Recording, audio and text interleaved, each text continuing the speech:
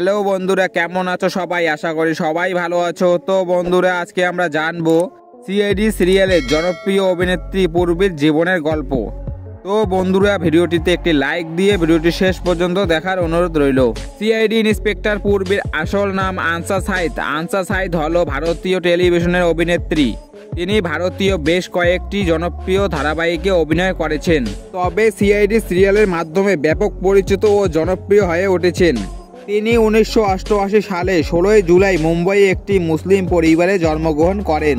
তার বর্তমান বয়স 35 বছর। তিনি মুম্বাইয়ের একটি ইউনিভার্সিটি থেকে বাণিজ্যিক বিষয়ক স্নাতক পাশ করেন। পড়াশোনা শেষ করার আগের থেকেই তিনি অভিনয় জীবনে মনোনিবেশ করেন।